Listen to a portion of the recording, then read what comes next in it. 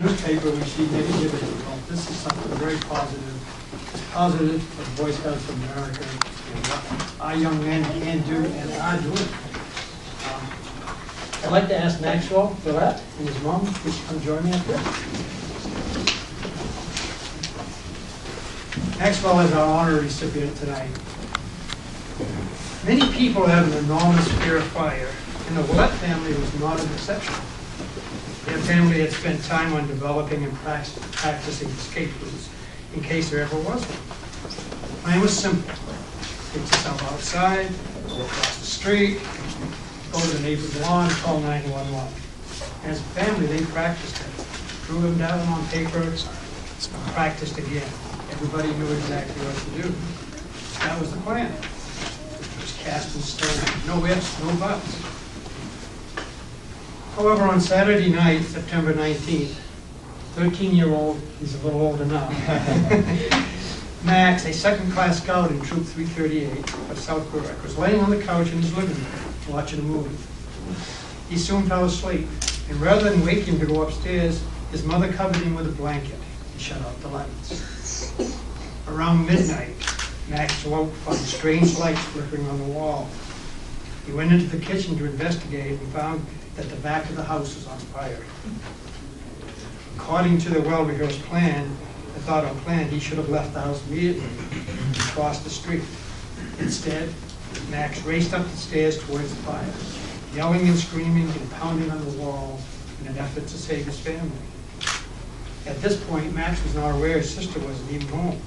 He went to her room and, not finding her there, came to his mother's room. She was still asleep and with no knowledge of the fire was raging just a few feet away. She hadn't smelled the smoke, hadn't smelled the fire, had not noticed the lights and all the explosion of the propane tanks which had fueled the fire.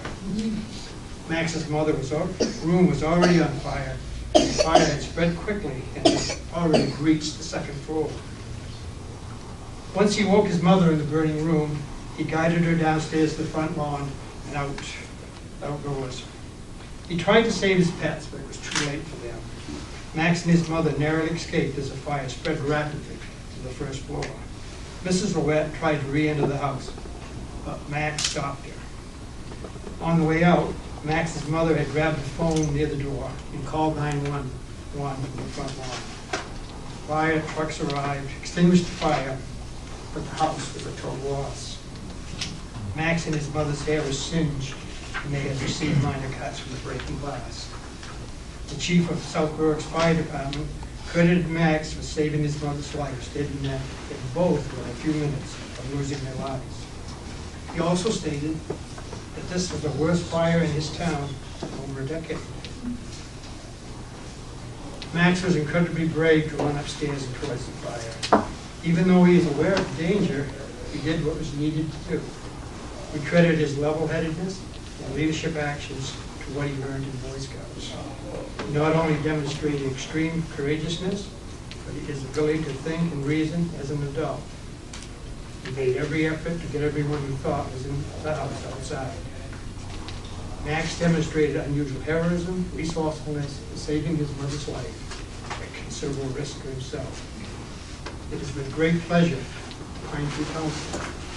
Then, on behalf of the National Court of Honor of the Boy Scouts of America, presents Max E. Willette for the honor medal for his heroic act. So I'm going to ask him to pin it on me, please.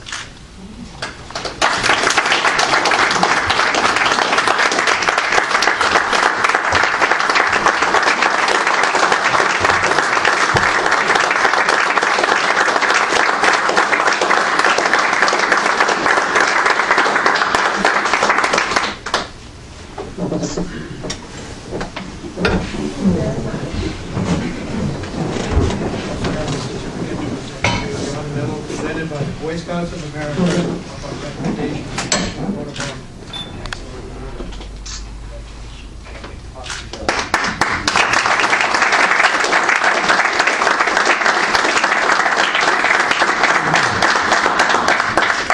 Thank all of you. Thank the Boy Scouts and Dave Walker and Adam Hall.